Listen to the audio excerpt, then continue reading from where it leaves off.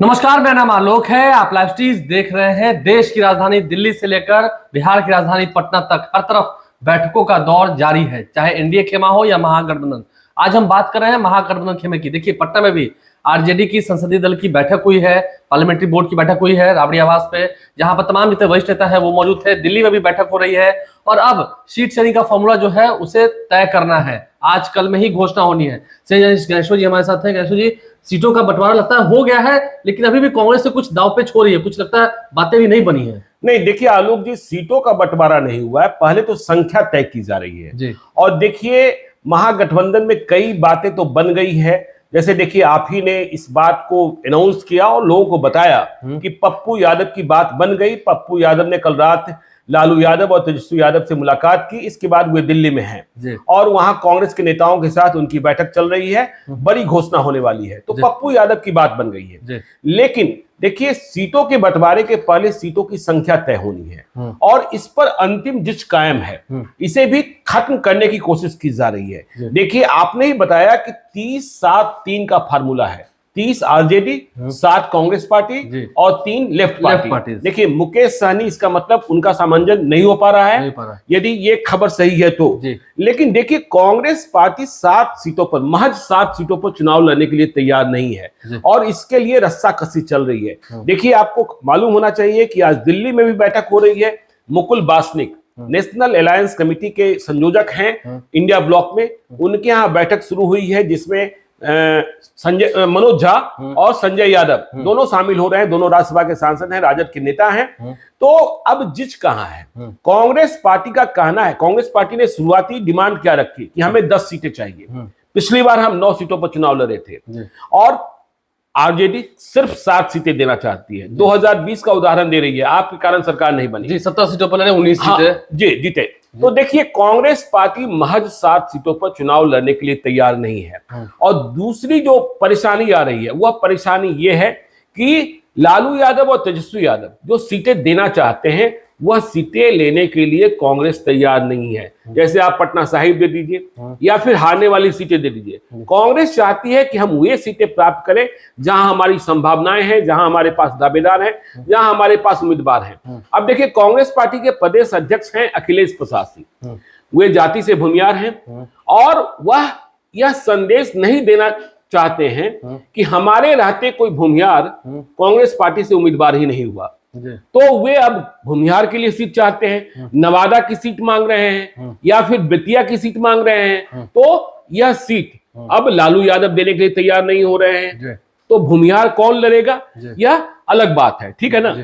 भूमिहार को लेकर ही देखिए, बेगूसराय की सीट फंसी हुई है कन्हैया कुमार, और कन्हैया कुमार को टिकट देने के मूड में तेजस्वी यादव नहीं है। कांग्रेस लेकिन दिख रही है। हाँ, कांग्रेस दिख रही है। लेकिन देखिए, तेजस्वी यादव और लालू यादव का भी कहना सही है कि यदि हम बेगूसराय की सीट सीपीआई को नहीं देंगे तो किसे देंगे। अब देखिए, और कहां कहां संघर्ष फंसा है। औरंगाबाद की सीट को लेकर संघर्ष फंसा है, काराकाट की सीट को लेकर संघर्ष फंसा है। कांग्रेस पार्टी जो है जमुई की सीट भी मांग रही है। देखिए, समस्तीपुर और जमुई, कांग्रेस पार्टी का कहना है कि हमें रिजर्व सीट दीजिएगा ना। देखिए, मीरा कुमार जो है सासाराम से चुनाव नहीं लड़ना चाहती है, स्वयं चुनाव नहीं लड़ना चाहती है। वह चाहती हैं कि उनके बेटे जिनका नाम अंशुल है उन्हें चुनाव लड़ाया जाए। वो कुशवाहा हैं, वो दलित नहीं माने जाएंगे, तो उनके लिए काराकाट की सीट मांगी जा रही है। तो काराकाट की सीट देखिए प्रॉमिस की जा चुकी है कि सीपीआई एमएल को दी जाएगी। वहां राजा राम कुशवाहा उम्मीदवार होंगे। वहां बड़ी लड़ाई है, वहां उपेंद्र कुशवाहा से लड़ना है और किसी नए चेहरे पर लालू यादव और तेजस्वी यादव किस्मत मतलब चुनाव नहीं आजमाना चाहते हैं। तो देखिए, जमुई की सीट पहले चरण में ही चुनाव है। तो जमुई की सीट में तो यह बात तय हो गई है कि चिराग पासवान स्वयं चुनाव नहीं लड़ेंगे। चिराग पासवान जा रहे हैं हाजीपुर। ठीक है, कह भी दिया है। हाँ, उन्होंने कह भी दिया है। आज संसदीय दल की बैठक में फैसला भी हो गया, लोजपा की संसदीय दल की बैठक में। और बाकी जो उनके उम्मीदवार हैं, 4 उम्मीदवार, वह तय करने के लिए चिराग पासवान को अधिकृत कर दिया गया है। तो जमुई में देखिए, चिराग पासवान के बहनोई जिनका नाम अरुण भारती है, वह चुनाव लड़ेंगे। लेकिन देखिए कांग्रेस और आरजेडी के बीच तनातनी क्यों हो रही है? तनातनी इसलिए हो रही है कि खबरें आ रही है कि आरजेडी ने बगैर कांग्रेस से सहमति प्राप्त किए या बगैर सीटों के तालमेल के वहां अर्चना रविदास को चुनाव लड़ने का ग्रीन सिग्नल दे दिया, हरी झंडी दे दी। जमुई में हाँ, हरी झंडी दे दी। खबर यही है, यही खबर आपने भी चलाई थी। लेकिन कांग्रेस का कहना है कि सीट मुझे चाहिए। क्यों चाहिए भाई? तो सीट चाहिए। आईपी गुप्ता है, आईपी गुप्ता है, कांग्रेस के नेता हैं और अखिल भारतीय पान समाज के। देखिए पान समाज जो है जिसमें तांती तत्वा तमाम जातियां हैं, वह बिहार में दलित जाति में उनकी गिनती की जाती है। अभी बड़ी महासभा की थी। हाँ, बड़ी ही सभा हुई, सम्मेलन किया और रैली हुई, सम्मेलन।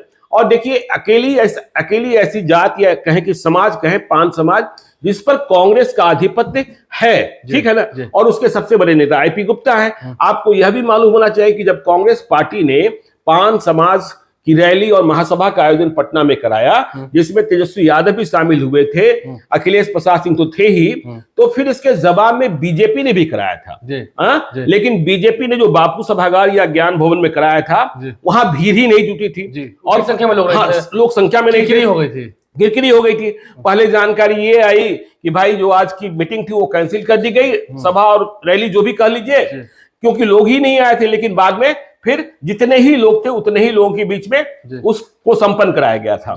और देखिए अभी क्या हुआ कि जो एमएलसी बनाए गए उसमें एक तांती समाज के जो मुंगेर में बीजेपी के पुराने जिला अध्यक्ष थे, उन्हें बीजेपी ने स्थान दिया। तो कांग्रेस पार्टी का कहना है कि जो पान समाज जिसे हम जोड़ रहे हैं, जो हमारे साथ जुड़ा है, तो हम चुनाव, आईपी गुप्ता आने वाले भी हैं जमुई से, तो आप हमें लड़ने का मौका दीजिए।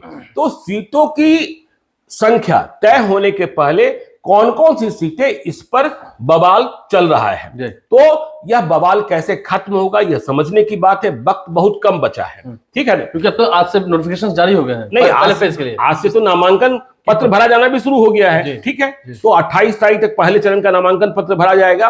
तो फैसला होना है कि देखिए बेतिया, नवादा, जमुई, बेगूसराय, औरंगाबाद, काराकाट, अब पटना साहिब लड़ने के लिए जा रहा है। अब पटना साहिब में कांग्रेस के पास उम्मीदवार ही नहीं है, अभी तक नहीं है। हाँ, अभी तक नहीं है। और ऐसे भी माना जाता है कि देखिए पटना साहिब की सीट बीजेपी के लिए, नालंदा की सीट जेडीयू के लिए, यह सुरक्षित सीट है। यहाँ आप जब लड़ते हैं तो हारने के लिए ही लड़ते हैं, ठीक है ना।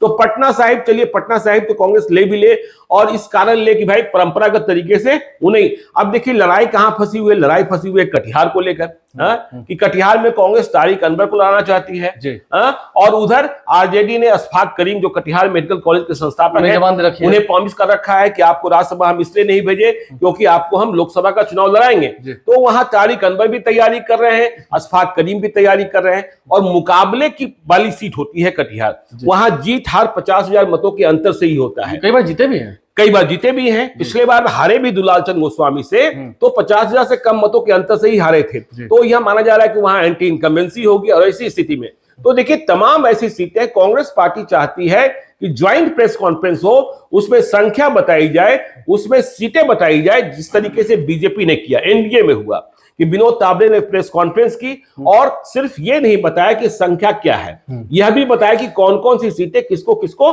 और देखिए नीतीश कुमार दिल्ली चले गए, लेकिन दिल्ली जाने के पहले उन्होंने अपने उम्मीदवार तय कर लिए हैं। यदि जहानाबाद को छोड़ दें तो उनके उम्मीदवार सभी जगह तय हैं, और उन्होंने सभी को कह दिया है कि आप चुनाव लड़िए, मतलब हमारी ओर से हरी झंडी है। बीजेपी की सेंट्रल इलेक्शन कमेटी की बैठक होने जा रही है, उसमें उम्मीदवार तय हो जाएंगे। और बहुत सारी खबरें आ रही है कि जैसे कहा जा रहा था कि बहुत बड़ी संख्या में बीजेपी के जो मौजूदा सांसद हैं उनके टिकट कटने जा रहे हैं, लेकिन अब कहा जा रहा है कि न्यूनतम सांसदों का टिकट कटेगा।